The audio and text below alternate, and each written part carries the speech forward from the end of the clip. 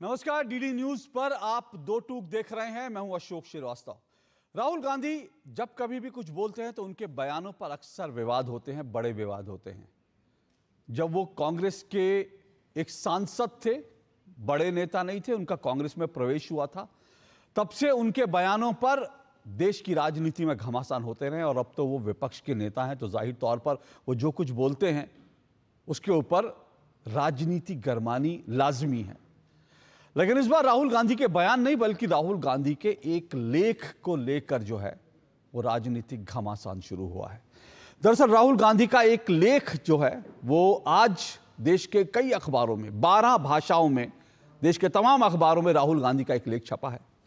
इस लेख में राहुल गांधी ने यूं तो नाम किसी का नहीं लिखा, लेकिन एक तरह से उन्होंने भारत में जो कुछ मीडिया, माफ कीजिएगा, भारत के जो कुछ उद्योग जगत के बड़े जो चेहरे हैं, आप अच्छी तरह से उनका नाम जानते हैं, उनका नाम नहीं लिया, लेकिन सीधे सीधे उनकी तुलना ईस्ट इंडिया कंपनी से कर दी और कहा कि भारत में उद्योग करने का, उद्योग धंधे करने का माहौल नहीं है। भारत में मोनोपोली है, कुछ लोगों की मोनोपोली है, और उसके कारण भारत के उद्योग जगत जो है बढ़ नहीं पा रहा है। इस तरह से उन्होंने ईस्ट इंडिया कंपनी का जिक्र करके कहा, जिस तरह से ईस्ट इंडिया कंपनी ने किया था, ठीक उसी तरह से ये जो उद्योग जगत में जिनकी मोनोपोली है ये कर रहे हैं, और एक तरह से भारत की आज़ादी को ही खतरा बता दिया। इतना ही नहीं, उन्होंने राज परिवारों पर भी सवाल उठा दिए। राहुल गांधी ने लिखा, जब ईस्ट इंडिया कंपनी आई थी तो जो राज परिवार भारत में थे वो उनसे घूस लेते थे और उनके कदमों में बिछ गए थे। इस तरह से करके उन्होंने कई सारी बातें लिखी। लंबा लेख है और इस लेख को लेकर के कई तरह के विवाद खड़े हो गए हैं। पहला विवाद तो जो राज परिवारों के जो वारिस हैं वो सब सवाल उठा रहे हैं, आज राजनीति में है, क्योंकि राहुल गांधी के इतिहास ज्ञान को लेकर कुछ लोग सवाल उठा रहे हैं कि राहुल गांधी ये भूल गए कि रानी लक्ष्मीबाई या रानी चेन्नम्मा जो हैं ऐसे देश में शासक रहे हैं, राज परिवार रहे हैं, जिन्होंने अंग्रेजों से लोहा लिया और अंग्रेजों से लड़ते लड़ते अपनी जान दे दी। और उस वक्त जान दे दी जब देश में कांग्रेस नाम की कोई पॉलिटिकल पार्टी नहीं थी। लेकिन ये ईस्ट इंडिया कंपनी अंग्रेजों से लड़ते हुए ऐसे कई राज परिवार थे जो पूरी तरह से बर्बाद हो गए, तबाह हो गए, जिन्होंने अपनी पीढ़ियां खपा दी अंग्रेजों से लड़ने में। तो राहुल गांधी के इतिहास को लेकर सवाल उठ रहे हैं और राहुल गांधी उद्योग जगत को लेकर जो कुछ कह रहे हैं उसको लेकर भी कई तरह के सवाल उठ खड़े हुए हैं। क्योंकि राहुल गांधी को शायद यह नहीं दिख रहा कि देश में जो उद्योग जगत है किस तरह से वो फल फूल रहा है। भारत में किस तरह से स्टार्टअप इंडिया और मेक इन इंडिया के कारण भारत में नए नए औद्योगिक घराने जो हैं, अभी छोटे हैं लेकिन इसी तरह से आज जो छोटे हैं कल को बड़े होंगे। ऐसे राजघराने, ऐसे जो औद्योगिक घराने हैं, वो औद्योगिक घराने किस तरह से आगे बढ़ रहे हैं उसको लेकर राहुल गांधी ने एक तरह से नजरअंदाज किया। हालांकि राहुल गांधी ने, दिलचस्प बात यह रही कि ऐसे कई स्टार्टअप्स का जिक्र किया अपने लेख में, जिन स्टार्टअप्स के जो ओनर हैं वो सार्वजनिक तौर पर देश में जिस तरह का माहौल है निवेश के लिए, उद्योग जगत के बढ़ने के लिए, सार्वजनिक रूप से उसकी प्रशंसा कर चुके हैं। प्रधानमंत्री नरेंद्र मोदी की प्रशंसा कर चुके हैं। अब ऐसे में लोग सवाल उठा रहे हैं कि राहुल गांधी ने ये जो पूरा लेख लिखा और उसमें कोई डेटा नहीं है, जब वो अर्थव्यवस्था की बात करते हैं तो कोई तो डेटा देते अपनी बात के समर्थन में, लेकिन राहुल गांधी के लेख में कोई डेटा नहीं है। और इसको लेकर इसलिए मैं कह रहा हूं कि कई तरह के सवाल उठ रहे हैं। लेकिन दूसरी तरफ कांग्रेस का इकोसिस्टम खुश है, कांग्रेस खुश है। कांग्रेस कह रही है कि देखो, राहुल गांधी के एक लेख ने, राहुल गांधी ने किसी का नाम नहीं लिया था, लेकिन कैसे अडानी अंबानी और कैसे पूरा नरेंद्र मोदी सरकार जो हिल गई। कांग्रेस बहुत खुश है। पर सोशल मीडिया पर इस लेख को लेकर कई और दिलचस्प पहलू है, और वो दिलचस्प पहलू जो है वो ये हैं कि एक सोशल मीडिया हैंडल की तरफ से पूरे लेख को उसका रिसर्च करके दावा किया गया है। ये कहा गया है कि ये पूरा का पूरा लेख 2012 में छपी एक किताब से उठाया गया, चुराया गया है। लेख का ज्यादातर हिस्सा वहां से चुराया गया और उसके बाद एआई की मदद से वो लेख लिख दिया गया। तो कई लोग ये सवाल उठा रहे हैं कि भाई राहुल गांधी को ऐसी क्या जरूरत थी कि एक लेख जो है, किताब से कोई लेख चुरा करके उसी लेख को वो छपवा दें। फिर राहुल गांधी का एक वीडियो भी बड़ा चल रहा है। ये वीडियो तब का है जब नेपाल के अंदर भूकंप आया था, और उस वीडियो में राहुल गांधी जब नेपाल एम्बेसी में गए थे तो वीडियो में दिखाया जा रहा है कि राहुल गांधी वहां पर जो एक शोक संदेश लिखना था, उस शोक संदेश को लिखते हुए भी राहुल गांधी इधर उधर पूछ रहे हैं क्या लिखूं क्या नहीं लिखूं। तो सोशल मीडिया में लोग पूछ रहे हैं कि भाई राहुल गांधी कल तक तो शोक संदेश नहीं लिख सकते थे और आज वो लेख लिख रहे हैं। इस पर भी लोग सवाल उठा रहे हैं। पर यह सवाल अपनी जगह है। हम राहुल गांधी के इस लेख को लेकर जो गंभीर सवाल उठ रहे हैं उन पर दो टूक में जरूर चर्चा करेंगे, ताकि राहुल गांधी और कांग्रेस को इकोसिस्टम को यह शिकायत ना हो कि राहुल गांधी जो बात करते हैं उस पर देश में चर्चा नहीं होती। क्योंकि कई कांग्रेस इकोसिस्टम के पत्रकार ये कह रहे हैं क्योंकि देश का जो मीडिया है वो राहुल गांधी की बात दिखाता नहीं, हालांकि रोज राहुल गांधी पर चर्चा होती है। तो इसलिए हमने सोचा कि राहुल गांधी ने जो विषय उठाए हैं गंभीरता से उन पर चर्चा करनी चाहिए, क्योंकि राहुल गांधी का ये लेख जो है हवा हवाई ज्यादा है, इसमें कंटेंट की कमी है और राहुल गांधी के इतिहास जो ज्ञान है, इतिहास बोध है, उस पर भी बहुत तरह के सवाल उठ रहे हैं। इन सब पे चर्चा करेंगे। इससे पहले यह भी आपको बता दूं और सुना देता हूं, राहुल गांधी का जब यह लेख आया उसके बाद आप सोचिए इस लेख को लेकर के, इस लेख में राहुल गांधी और कांग्रेस भले ही कितनी प्रशंसा कर लें, लेकिन इस लेख की स्थिति यह थी कि छपने के बाद राहुल गांधी और जयराम रमेश को खुद आकर क्लैरिफिकेशन देना पड़ा कि नहीं नहीं मैं तो मोनोपोली का विरोधी हूं, मैं पूंजीवाद का विरोधी नहीं हूं। तो एक लेख पर अगर आपको खुद सफाई देनी पड़े कुछ ही घंटों में, तो यह सवाल उठता है कि आपका लेख में स्पष्टता थी भी कि नहीं थी। इन तमाम सवालों पर चर्चा करेंगे, लेकिन उससे पहले मैं आपको स्पष्टीकरण भी सुनवा देता हूं। राहुल गांधी की तरफ से जो स्पष्टीकरण आया, जयराम रमेश की तरफ से जो स्पष्टीकरण आया वो भी सुनिए, और साथ साथ बीजेपी किस तरह से इस लेख पर हमलावर है वो भी सुनिए।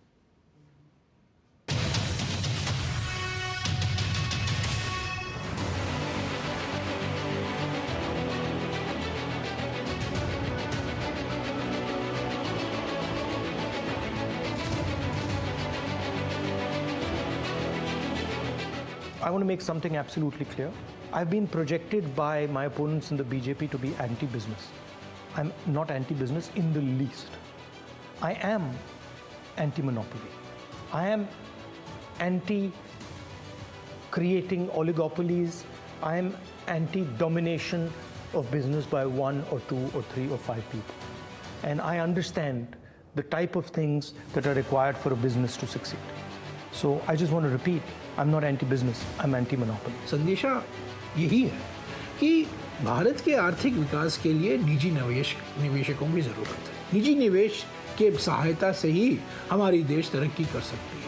पर आज जो वातावरण एक भय का वातावरण है, डर धमकी देने का वातावरण है, और जो एकाधिकार हो रहा है हमारी अर्थव्यवस्था में, ये हमारे देश के हित में नहीं है।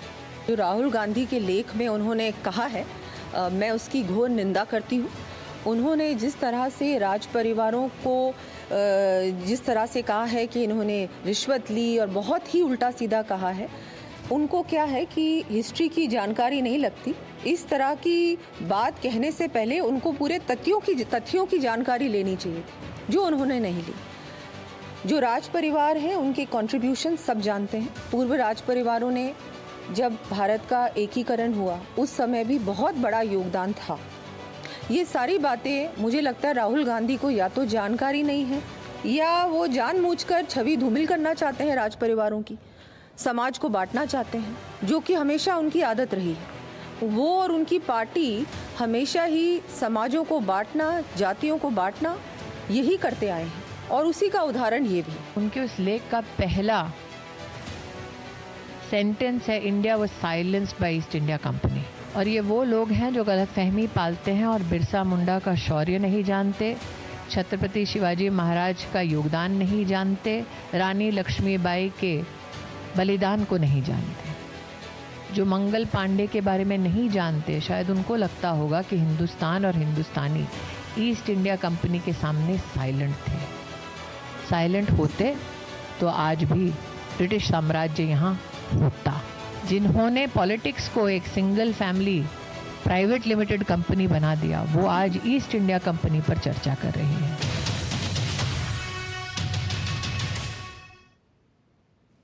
तो जिन्होंने एक पूरी पॉलिटिकल पार्टी को एक निजी संपत्ति बना दिया, वो आज ईस्ट इंडिया कंपनी की बात कर रहे हैं। ये स्मृति ईरानी ने जो है हमला किया। और मेरा आज का शीर्षक भी दो टूक का यही है, एकाधिकार और गांधी परिवार। और इसके मूल में जो भाव है उसको भी समझना जरूरी है। ये दरअसल वास्तव में उद्योग जगत में एक एकाधिकार है जिसको लेकर राहुल गांधी चिंतित हैं, या असल में गांधी परिवार का एकाधिकार जो है, जो देश में अब तक था, वो टूट गया है 2014 के बाद। वो पीड़ा जो है राहुल गांधी की, वो छलक रही है।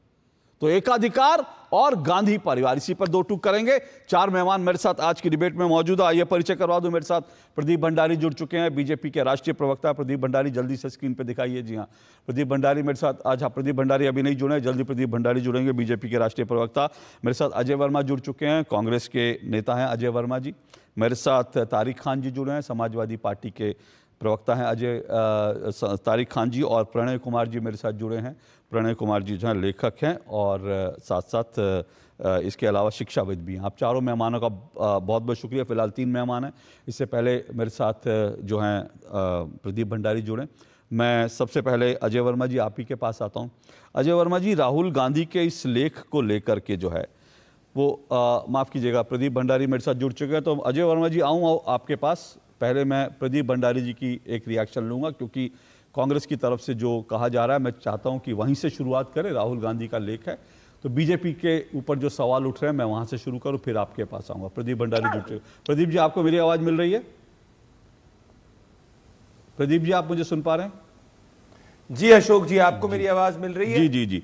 तो प्रदीप जी, मेरा पहला सवाल आपसे ये है, जो कांग्रेस कह भी रही है, कांग्रेस की तरफ से वीडियो भी कांग्रेस टीवी पर जो आया उसमें ये कहा जा रहा है कि भाई राहुल गांधी ने इस लेख में किसी का नाम नहीं लिखा, किसी उद्योग जगत के किसी व्यक्ति का नाम नहीं लिखा, किसी व्यक्ति का नाम नहीं लिखा। लेकिन बीजेपी जिस तरह से रिएक्ट कर रही है, उससे ऐसा लगता है कि बीजेपी को सीधा सीधा ये हिट कर गया। क्या वजह है कि आप राहुल गांधी के एक लेख से जो है बीजेपी इतना घबरा गई?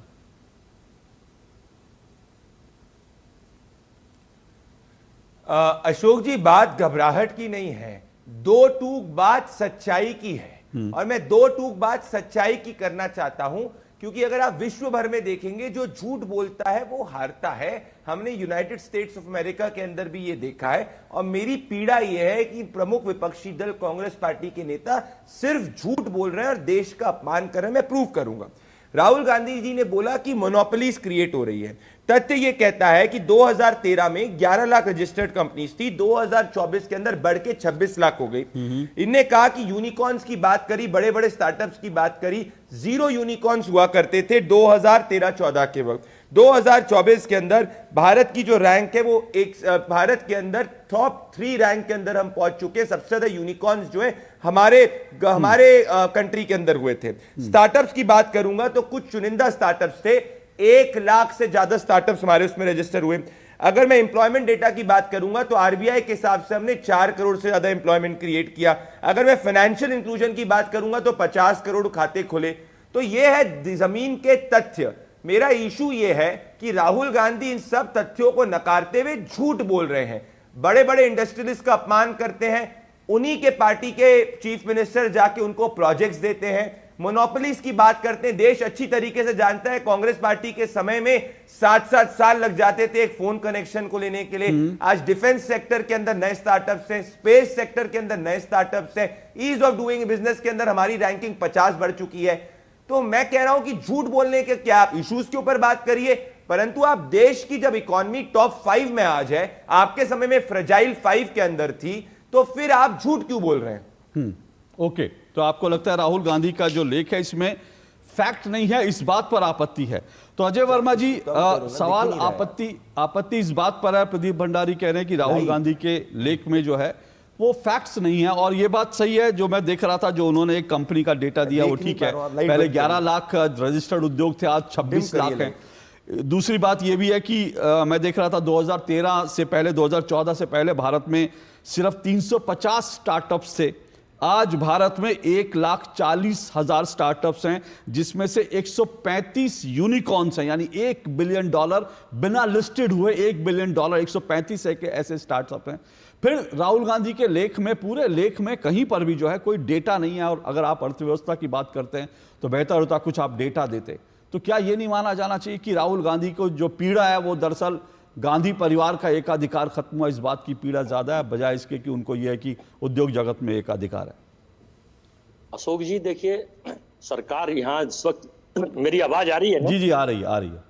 सरकार यहाँ पर नरेंद्र मोदी जी की है, नीतीश जी की है, नायडू जी की है और एनडीए की। हमारी सरकार नहीं।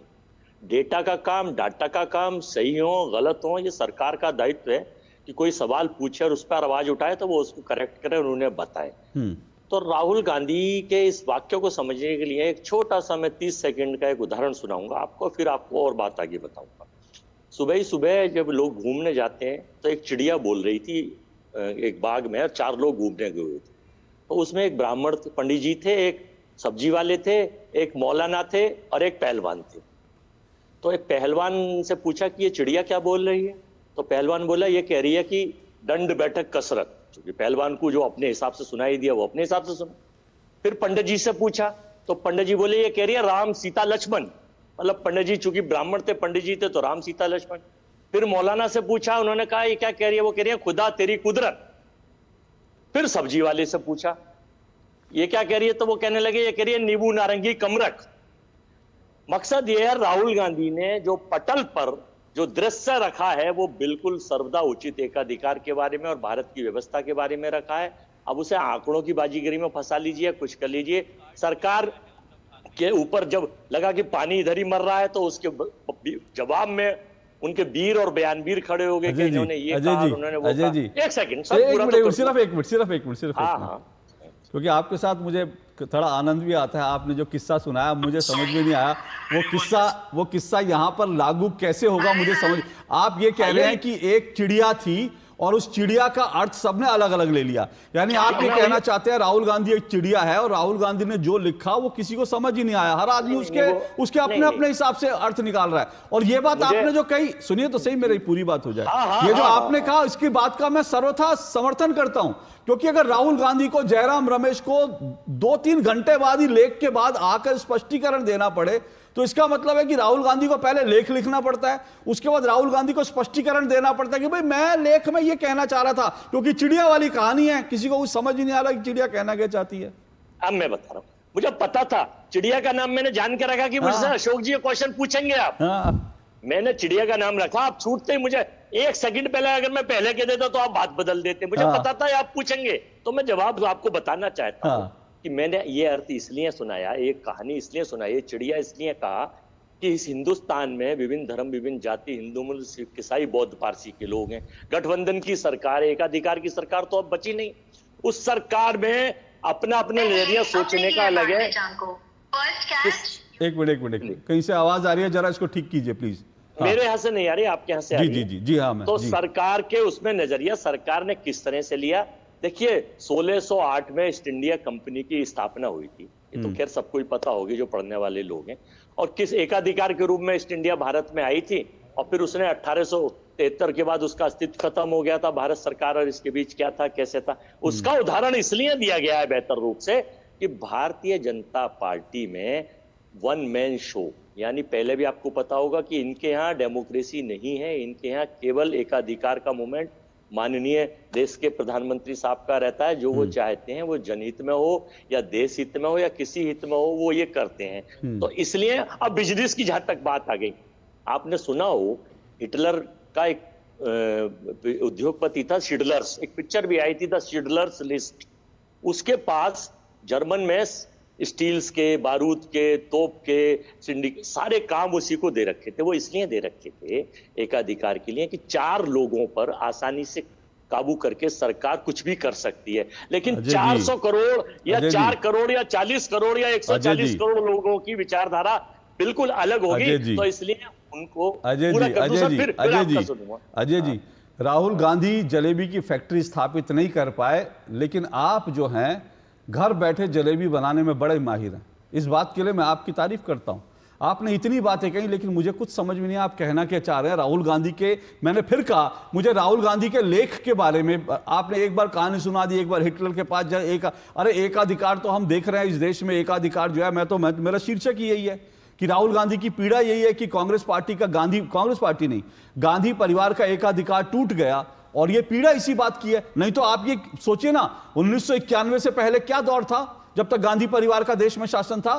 एक आप प्रोडक्ट बनाने के लिए आपको परमिट लेना पड़ता था, पहले परमिट बनाने के लिए लेना पड़ता था, उसके बाद इस बात का परमिट लेना पड़ता था कि आप कितनी ये उद्योग, यानी अगर आप स्कूटर बना रहे हैं तो आप 1000 स्कूटर बनाएंगे, इसका परमिट लेना पड़ता था। 1000 स्कूटर बनाने के बाद अगर आप 1001वां स्कूटर बनाएंगे तो उसके लिए आपको परमिट लेना पड़ेगा।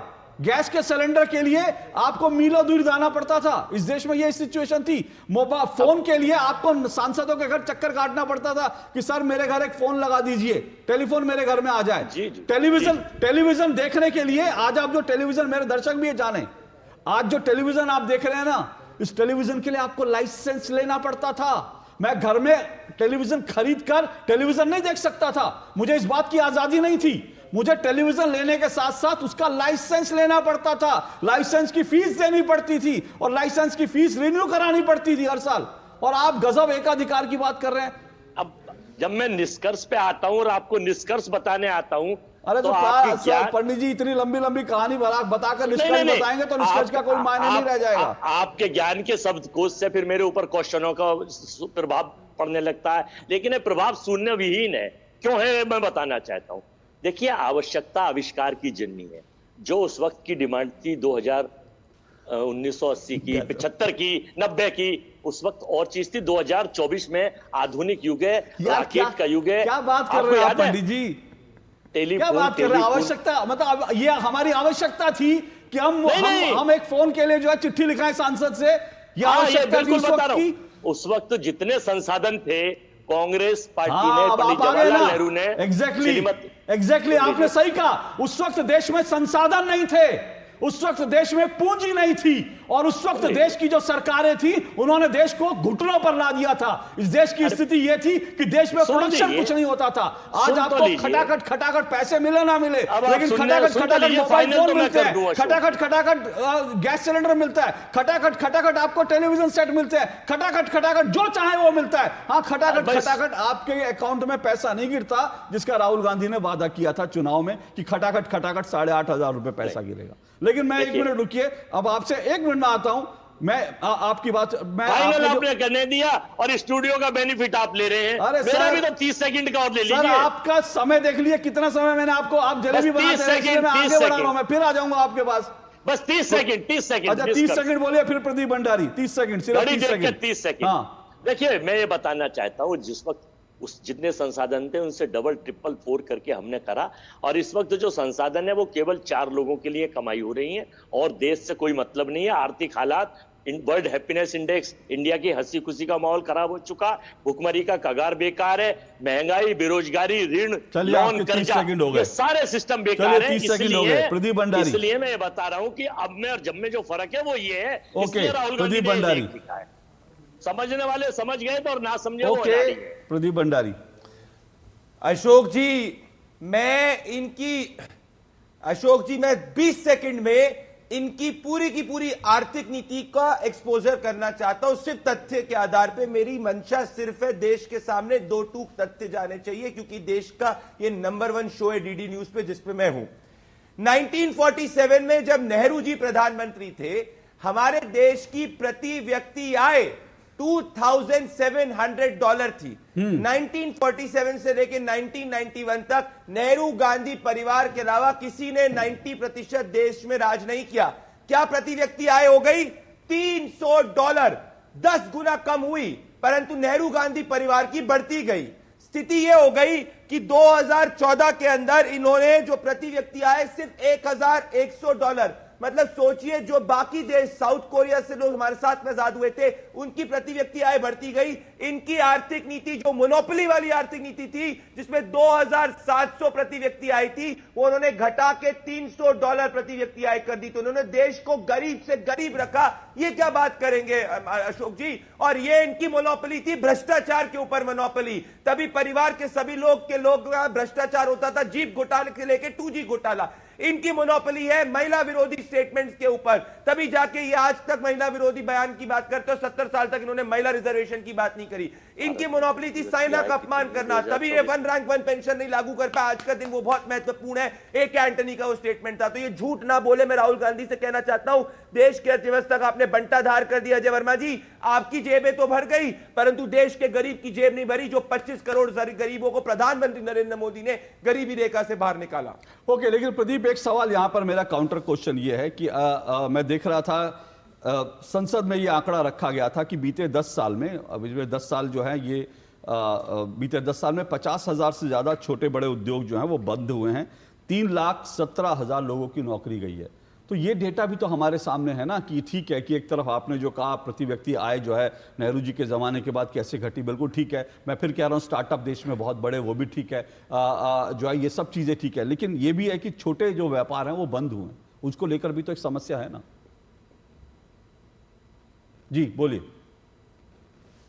अशोक जी, हम ये नहीं कह रहे हम परफेक्ट हैं, हम ये नहीं कह रहे हम परफेक्ट हैं, हम ये कह रहे हैं हम कंटिन्यूअसली इकोनॉमी को इंप्रूव करते जा रहे हैं। ये पॉइंट नंबर 1 है। तो जो आपने इस वक्त बताया है वो उस पर वर्क हो रहा है, ये मैं कहना चाहता हूं। एमएसएमईज को जितना लोन इस सरकार ने दिया है उतना किसी सरकार ने नहीं दिया है। मुद्रा लोन रिकॉर्ड जो है इस सरकार के अंदर दिए गए हैं, ये भी डेटा हमारे पास में है। पर मैं मानता हूं कि कोई चीजों पे इंप्रूवमेंट करने की जरूरत है, जिसमें हम इंप्रूवमेंट कर रहे हैं, पर यह एक्नॉलेज करने की जरूरत है कि देश जो है बॉटम 5 अर्थव्यवस्थाओं में था, हम फ्रेजाइल 5 इकोनॉमी में था, माफी चाहता हूं, उसको हम टॉप 5 इकोनॉमीज में लेके आए हैं। और मुद्रा लोन का भी मैं आपको नंबर जो है अभी आपके शो पे कोट कर दूंगा जितना हमने करा है।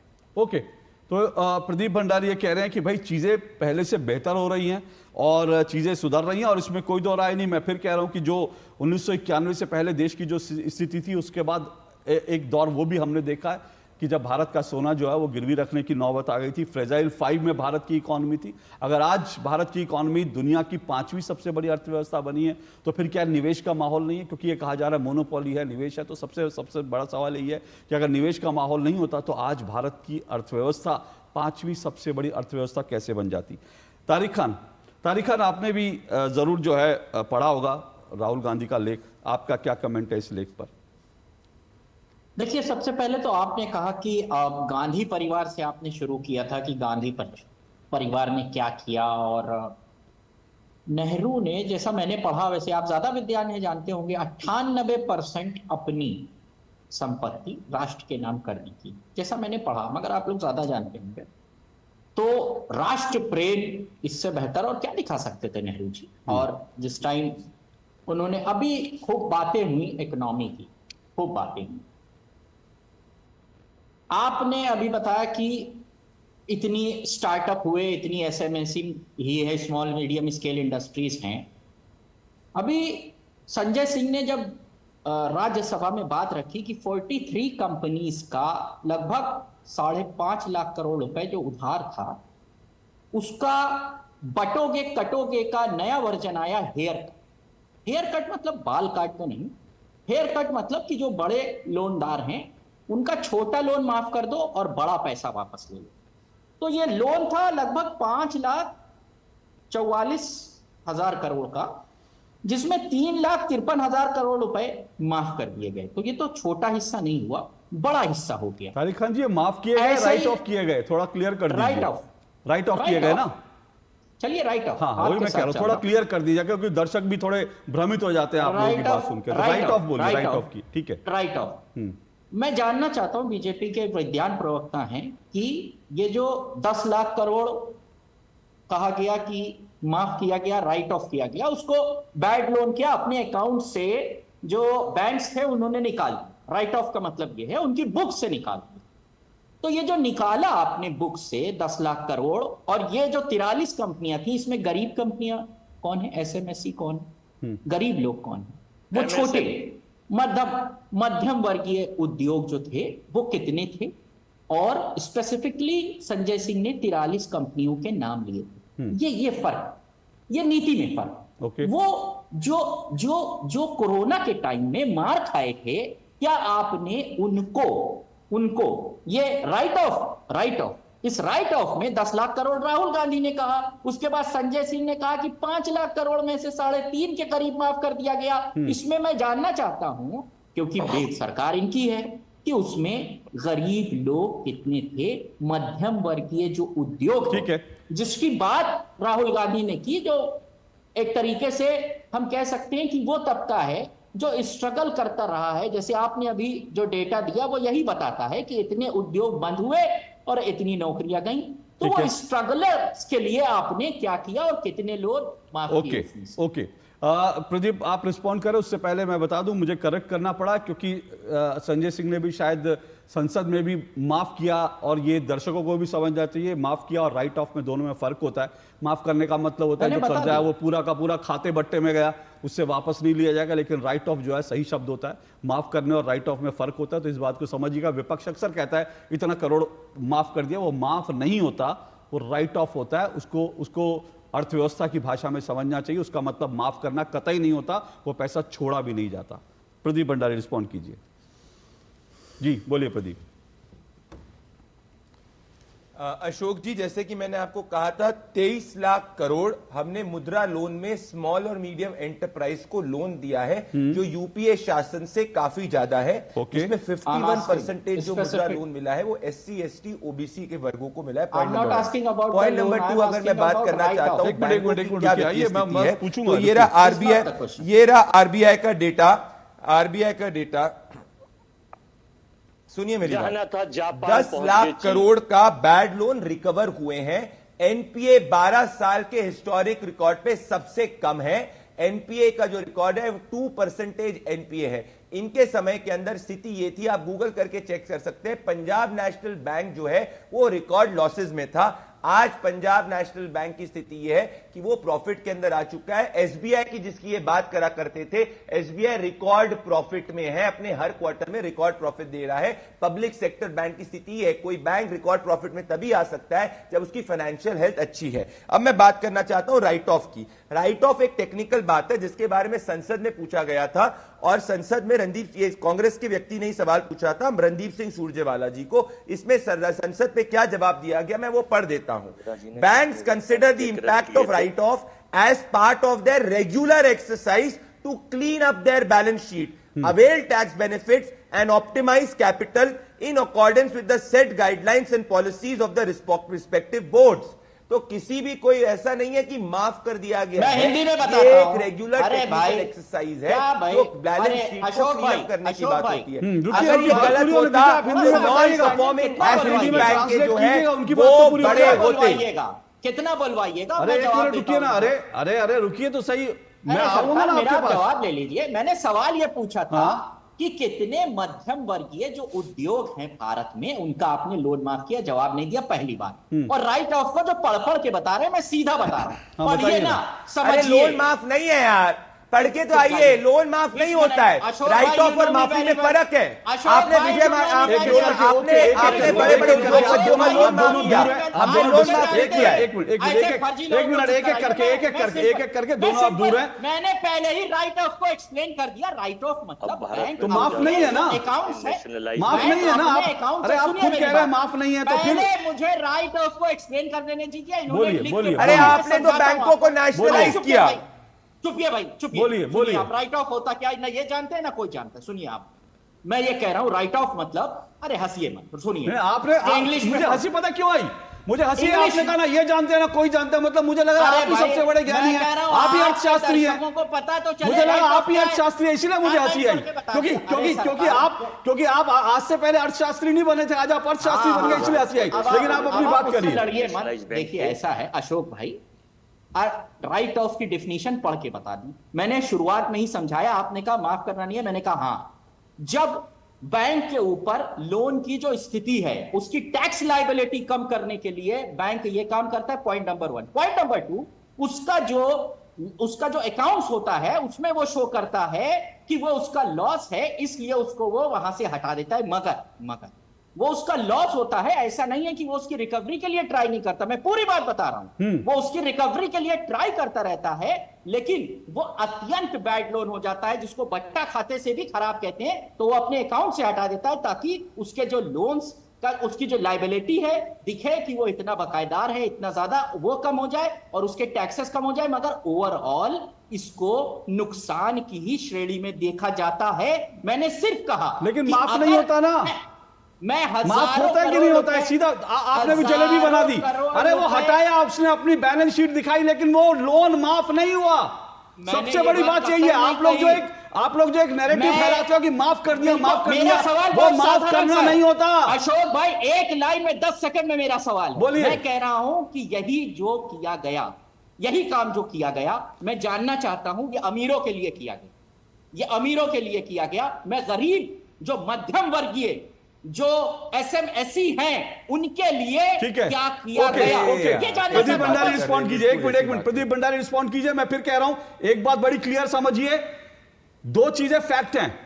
राइट माफ करना, राइट ऑफ माफ करना नहीं होता, और दूसरी चीज यह कि बैंकों की आर्थिक स्थिति, यह इस वक्त देश के सभी, देश के क्या, दुनिया के सभी अर्थशास्त्री मानते हैं। और यह भी आप देख लीजिएगा, यह कहा जाता था जब कांग्रेस का रिजीम था, तब टेलीफोन पर लोन दिए जाते थे, और इसीलिए बैंकों की आर्थिक स्थिति यह थी कि बैंक चौपट होने की स्थिति पर थे। आज आपको यह भी याद होगा, मैं आपको याद दिलाता हूं, 2013-14 में यह कहा जाता था कि आप अपने किसी भी बैंक अकाउंट में 1 लाख रुपए से ज्यादा मत रखिए।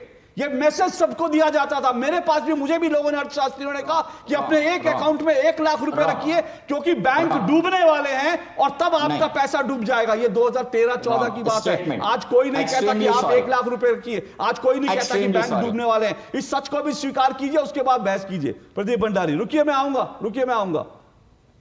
हाँ प्रदीप भंडारी बोलिए। वो कह रहे हैं कि छोटे MSMEs के लिए क्या किया गया। मैं इनसे पूछना चाहता हूं, अशोक जी देखिए, ये तारिक खान, एक सेकेंड, तारिक खान को इकोनॉमी के प्रोफेसर नहीं, मैंने इकोनॉमिक्स और पब्लिक पॉलिसी की पढ़ाई करी, ना वो एक्सपर्ट है ना मैं एक्सपर्ट हूं, पर ये झूठ बोल रहे हैं। मैं सीधी बात कहता हूं और बहुत बेसिक भाषा में बताता हूं। क्या पब्लिक सेक्टर बैंक जो होते हैं वो पब्लिक सेक्टर बैंक, अरे तारिक जी सुन लो ना यार, आप तारिक जी, ये समाजवादी पार्टी का अधिवेशन नहीं है, तारिक जी समझे आप, समाजवादी पार्टी का अधिवेशन नहीं, आपके समय बैंकों में घोटाला हुआ करता था। तारिक जी अभी येल पेल यूनिवर्सिटी से अर्थशास्त्री की डिग्री लेकर आ रहे हैं, इसीलिए वो हंस रहे हैं कि मेरे सामने आप लोग क्या अर्थव्यवस्था की बात कर रहे हो। वो येल पेल यूनिवर्सिटी है, मुझे नहीं पता ये येल पेल यूनिवर्सिटी कहां है, लेकिन एक छोटी सी बात, एक व्हाट्सएप पे येल पेल यूनिवर्सिटी है, वहां से अर्थशास्त्री की डिग्री लेकर आ रहे हैं। बोलिए, रुकिए आप लोग, सबकी आवाज नीचे कीजिए। बिल्कुल नहीं। अर्थशास्त्री हो अपने घर में हो, कोई अर्थशास्त्री हो अपने घर में हो, आवाज नीचे करिए सबकी। अर्थशास्त्री मत बनिए मेरी डिबेट में। मुझे मालूम है आपका अर्थशास्त्र, जो लोग ये नहीं जानते कि राइट ऑफ और माफी में क्या फर्क है, वो आज अर्थशास्त्री बनते हैं। जो लोग ये नहीं जानते फ्रेजाइल 5 और टॉप 5 इकोनॉमी में क्या फर्क होता है, वो आज अर्थशास्त्री बनते हैं टेलीविजन पर आकर, सिर्फ इसलिए क्योंकि फेक नैरेटिव फैलाना है।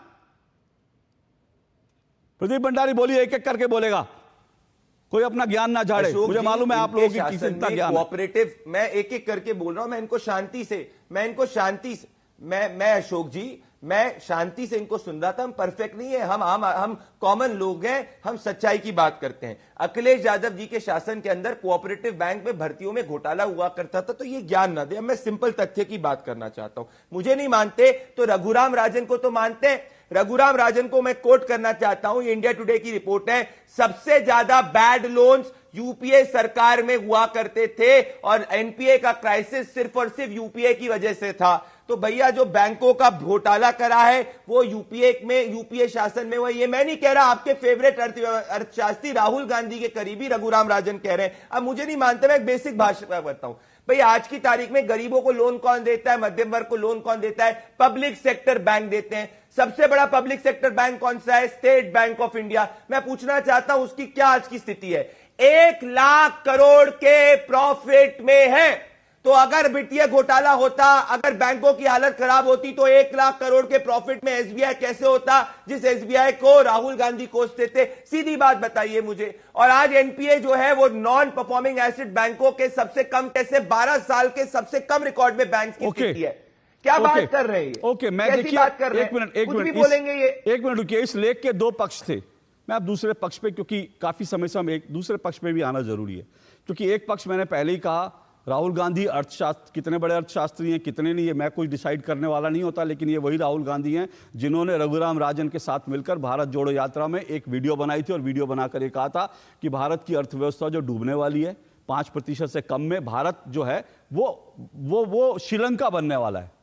ये उन्होंने भारत जोड़ो यात्रा में उन्होंने बाकायदा भविष्यवाणी की थी एक अर्थशास्त्री से के साथ बैठकर। लेकिन आज भारत जो है दुनिया की 5वीं सबसे बड़ी अर्थव्यवस्था है और श्रीलंका जैसे देशों को हम पैसा दे रहे हैं जिसको कहा था कि श्रीलंका बन जाएगा। तो इसलिए राहुल गांधी का ये तो आर्थिक ज्ञान हो गया, और मैं कह रहा हूं कोई भी अर्थशास्त्री यहाँ नहीं है, लेकिन राहुल गांधी के इतिहास का भी टेस्ट हो जाना चाहिए, क्योंकि उन्होंने लिखा।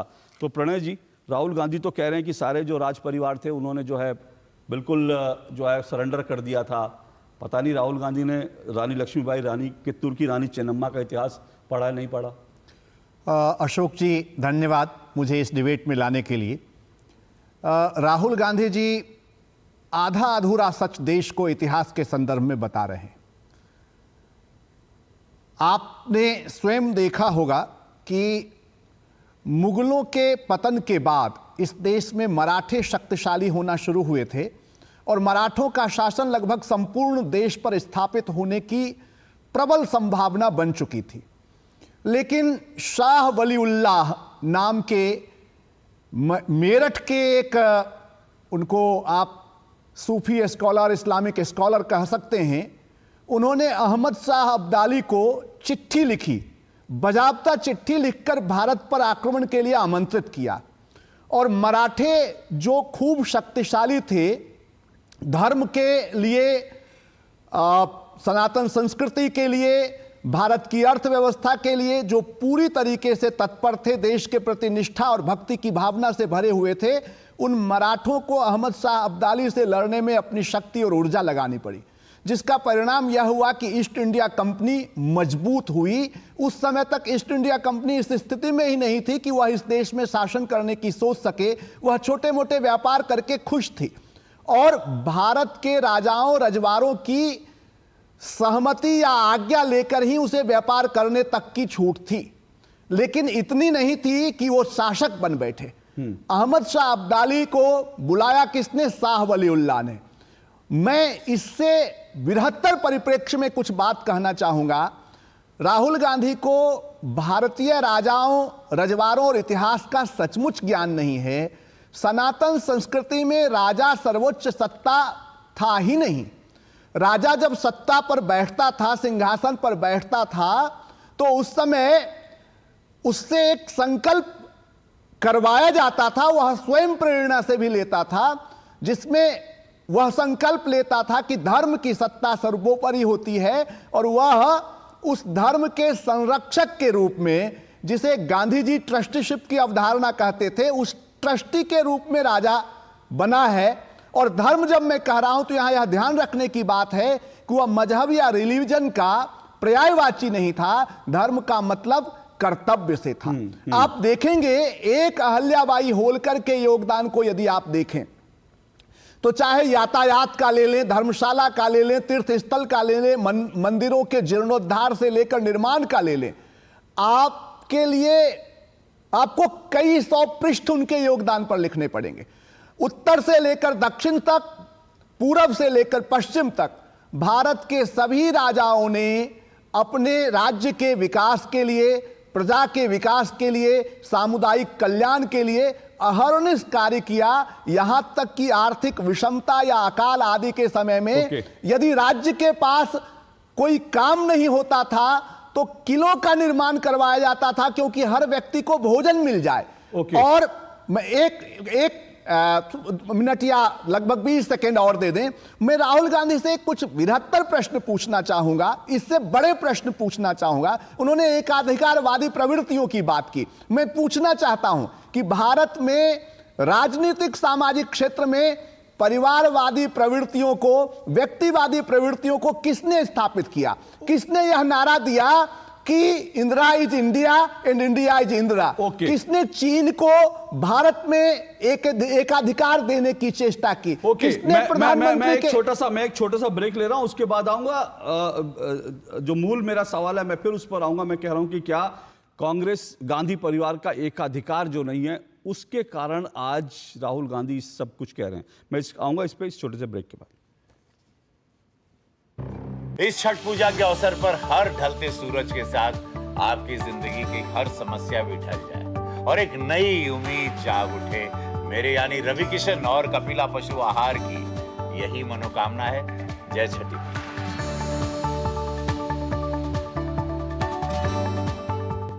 एक ऐसा तबका जो रिटायरमेंट के बारे में आज भी बिल्कुल नहीं सोचता, वो है औरतें। औरतें कमा के भी वल्नरेबल हैं। सो एनपीएस एक इक्वालिटी ला रहा है। हम सब एक बराबर प्लेटफॉर्म पे हैं। अपने बेहतर कल को सुनिश्चित करने के लिए एनपीएस जरूरी है। जब धरती चीर कर निकलता है लोहे का पत्थर और मिलता है मोंगिया के जोश से, फिर तपता है पिघलता है और बनता है फौलाद। अब होता है सरिया सारी खूबियों के साथ। मोंगिया स्टील, मजबूत देश का मजबूत सरिया। आपके घर के खाने में रेस्टोरेंट जैसा स्वाद ले आए MDH का शाही पनीर मसाला। पनीर को क्या मस्त बना डाला।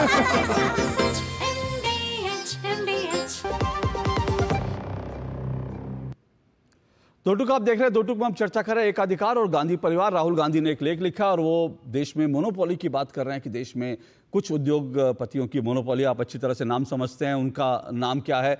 वो वही उद्योगपति है जिनसे कांग्रेस की तेलंगाना की सरकार 100 करोड़ रुपए की मदद भी ले लेती है और राहुल गांधी दिन भर उनको कुछ कुछ बोलते रहते हैं। ठीक है, राहुल गांधी का ये अधिकार है, लेकिन राहुल गांधी एकाधिकार की बात करते हैं और साथ साथ राहुल गांधी ये भी कहते हैं कि जो राज परिवार थे उन्होंने जो है सरेंडर कर दिया था और वो जो है वो रिश्वत लेते थे और पता नहीं क्या क्या उन्होंने राज परिवारों के लिए बोला और उसके कारण ईस्ट इंडिया कंपनी को भारत में शासन करने का जो है अधिकार मिल गया। ये सब चीज़ें हैं जिस पर हम चर्चा कर रहे हैं। तो राहुल गांधी की आर्थिक नीतियों पर भी चर्चा करी और राहुल गांधी के इतिहास को लेकर भी, इतिहास ज्ञान को लेकर भी चर्चा होनी जरूरी है, क्योंकि राहुल गांधी ने राज परिवारों के लिए जो कहा वो आधा सच है, आधा सच नहीं है। प्रदीप भंडारी मेरे साथ जुड़े हुए हैं बीजेपी से, अजय वर्मा जुड़े हुए हैं, कांग्रेस के नेता हैं, तारिक खान जुड़े हुए हैं, समाजवादी पार्टी के प्रवक्ता प्रणय कुमार जी जुड़े हुए हैं, वो जो है लेखक हैं और शिक्षाविद हैं। इससे पहले कि मैं आगे बढ़ूं, मैं एक खबर देना चाहता हूं, क्योंकि राहुल गांधी ने एकाधिकार की बात करी, तो मैं सिर्फ ये जानकारी दे रहा हूं कि इस देश में इस वक्त मुझे लगता है कि उद्योगपतियों का एकाधिकार है, उसके ऊपर डिबेट चल रही है, लेकिन जो वक्फ के एकाधिकार है ना, उसके ऊपर भी डिबेट होनी ज़रूरी है। इसलिए डिबेट होनी ज़रूरी है, वो आज मैं विषय नहीं उठाऊंगा, लेकिन मैं आपको सिर्फ जानकारी के तौर पे बता रहा हूं। अभी अभी खबर आई है, हावेरी कर्नाटक में एक किसान ने आत्महत्या कर ली है, क्योंकि वक्फ बोर्ड ने जाकर कह दिया था कर्नाटक में, जहां कांग्रेस की सरकार है, उस किसान को कह दिया था कि जो तुम्हारी ज़मीन है जिस पे तुम खेती करते हो वो ज़मीन वक्फ बोर्ड की है। तो ये जो वक्फ का एकाधिकार है ना, कि देश में रेलवे और दूसरी तरफ जो है रक्षा के बाद सबसे बड़ी ज़मीनें हमारी हैं, इस एकाधिकार के खिलाफ भी राहुल गांधी बोलते तो बड़ा अच्छा होता, और अगर पहले बोलते तो शायद हावेरी के इस किसान की जान बच जाती। लेकिन मैं अजय वर्मा जी, लंबी लिस्ट हो सकती है ऐसे राज परिवारों की जिन्होंने देश को धोखा दिया, लेकिन लंबी लिस्ट ऐसे राज परिवारों की है कि जो अंग्रेजों से लड़े। कौन नहीं जानता, कांग्रेस की स्थापना 1885 में हुई, लेकिन कांग्रेस की स्थापना से 27 साल पहले रानी लक्ष्मीबाई राज परिवार से थी, अंग्रेजों से लड़ते हुए जान दी कांग्रेस की स्थापना के 28 साल पहले। कांग्रेस की स्थापना के 56 साल पहले 1829 में कित्तूर की रानी चेन्नम्मा अंग्रेजों से लड़ते हुए अंग्रेजों ने जेल में डाल दिया था। क्या भारत में आजादी का संघर्ष कांग्रेस से ही शुरू होता है क्या? इन राज परिवारों की कोई भूमिका नहीं? क्या राहुल गांधी इतिहास पढ़ते नहीं? और वैसे यह बात सही है कि राहुल गांधी और कांग्रेस का शासन था तब तक इन लोगों को कोई पूछता नहीं था। ये भारत में जो वनवासी थे, आदिवासी थे, जिन्होंने संघर्ष किया था, संतों का जो संग्राम था, उसकी कोई चर्चा भी नहीं होती थी। तो क्या कांग्रेस ही आजादी कराई? क्या यही इतिहास राहुल गांधी देश को पढ़ाना चाहते हैं? अपनी देखिए, आप जो कह रहे हैं, राहुल गांधी जी ने कभी नहीं कहा। उन्होंने तो उस वक्त कहा कि अभी आपने भी कहा कि साहब कितने लोग ऐसे थे जिन्होंने कहा, जिनकी गवाही और जिसकी वजह से अंग्रेज अपना फूट डालो और शासन करो की नीति उनकी थी डिवाइड एंड रूल, और वो लागू हुआ था यहाँ हिंदुस्तान में, इसलिए उनके पैर जमे थे, एकाधिकार बढ़ा था, वरना आए थे छोटे से उसके रूप में। दूसरा, मैं एक और चीज बताना चाहता हूँ, कभी राहुल गांधी जी ने किसी राज परिवार के लिए कुछ नहीं कहा। उन्होंने एक सिंबॉलिक करके कहा कि जो उस तरह के लोग थे कि जो जिसकी वजह से सब हुआ, उनके ऊपर उन्होंने एक तरफा कहा है। सर, उनका लेख पढ़िए, उन्होंने एक डंडे से सबको हाँक दिया है कि राज परिवार यही करते थे। थोड़ा सुन लीजिए, फिर मैं आप जवाब पूछ लेना। नहीं सर, मैं आपको बता रहा हूं, आपने अगर लेख पढ़ा होगा तो उन्होंने एक तरफ से राज परिवारों को हाँक दिया है। मुझे उस पर आपत्ति है। एक तरफ से नहीं आगा। दूसरी बात मेरा ये है कि अभी एक एंटायर पॉलिटिकल साइंस की वाइस चांसलर थे, एक अभी आर्थिक यूनिवर्सिटी के चांसलर अशोक श्रीवास्तव जी और वाइस चांसलर प्रदीप भंडारी जी एक आंकड़ा सुना रहे थे पंजाब नेशनल बैंक का। 1969 में श्रीमती इंदिरा गांधी देश की प्रधानमंत्री थी, उन्होंने उस वक्त 14 बैंकों का राष्ट्रीयकृत किया था और 80 में फिर 6 बैंकों का राष्ट्रीयकृत करा, 20 बैंक हो गए। 2024 में उनको घटा के 3 भाइयों को मिला दिया, 2 को मिला दिया, 12 राष्ट्रीयकृत बैंक हो गए। प्रदीप भंडारी अभी 56 इंच बना के बता रहे थे कि 1 लाख करोड़ या कितने करोड़ पंजाब नेशनल बैंक। जनता को यह भी पता है कि कितने बैंक मिला के पंजाब नेशनल बैंक में विलय करने के बाद। आपके पास राहुल गांधी के इतिहास ज्ञान पर बोलने के लिए पूछा है, मैं तो इतिहास की चर्चा शुरू करी थी। आप फिर अर्थशास्त्री बन गए, मुझे दिक्कत नहीं है, चांसलर महोदय मुझे दिक्कत नहीं है, लेकिन आप फिर अर्थशास्त्री बन गए। मैं राहुल गांधी के इतिहास ज्ञान पे सवाल उठा रहा हूं। क्या राहुल गांधी को रानी लक्ष्मीबाई, कित्तूर की रानी चेन्नम्मा का इतिहास नहीं पढ़ा? पढ़ा दीजिए राहुल गांधी को।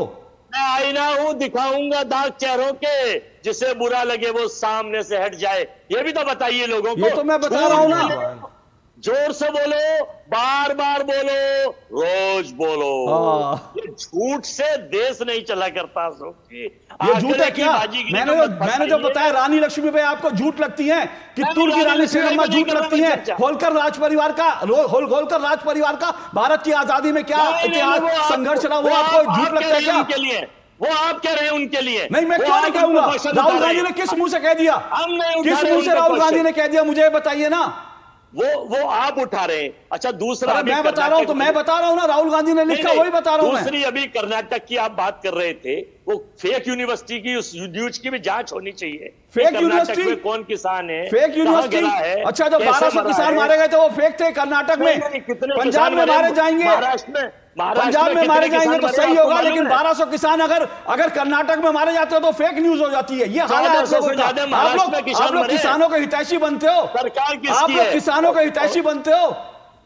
1400 से ज्यादा महाराष्ट्र में, 1400 से ज्यादा पिछले 3 महीने में मरे कर्नाटक में। अब आपने हावेरी की, आपने ना अजय वर्मा, आपने किस आधार पे कहा हावेरी की? मैं आपको खबर दिखाऊं क्या? आपने किस आधार पे कहा कि फेक न्यूज है? इसका फैक्ट चेक करा लीजिए। इसका फैक्ट चेक, हावेरी की घटना का फैक्ट चेक कराइए, और अगर ये सच निकला ना तो आप कान पकड़ के माफी मांगेंगे? बोलिए। अरे भाई, आप अपनी झूठ पे माफी नहीं मांगेंगे, कान पकड़ के माफी मांगेंगे मेरे शो में? बांटने लगते हैं आप, मेरी समझ में नहीं आता। मैं आपसे सीधा सवाल पूछ रहा हूं, कान पकड़ के माफी मांगेंगे अगर हावेरी की घटना की मैंने खबर दिखा दी? अरे घटना कोई हो सकती है, उसकी पूरी जानकारी, पूरी जानकारी। उसकी जमीन पर वक्फ बोर्ड ने कब्जा, वक्फ बोर्ड ने कहा हमारी जमीन है, इसलिए उस किसान ने आत्महत्या की। उस एकाधिकार के खिलाफ बोल लीजिए। झूठ एक्सपोज हो रहा है, झूठ एक्सपोज हो रहा है सर, झूठ आपका एक्सपोज हो रहा है सर। आप लोग एक किसान को कितनी, एक ऐसा किसान, और ये सुनिए, अब आवाज नीचे कीजिए, क्योंकि अब इन्होंने किसानों के ऊपर बोला है, अब इन्होंने किसानों के ऊपर बोला है। जब कर्नाटक में 1200 किसानों ने आत्महत्या की तो कर्नाटक में कांग्रेस के नेता और मंत्री कहते हैं कि ये लोग इसलिए आत्महत्या करते हैं ताकि इनके परिवार को मुआवजा मिल जाए। और आज अजय वर्मा ये कह रहे हैं कि फेक न्यूज है, इसकी जांच करवानी चाहिए। तो कांग्रेस और आप लोग जो हैं, कितने किसानों के हितैषी है, देश देखेगा। एक छोटा सा ब्रेक ले रहा हूं, ब्रेक के बाद आता हूं।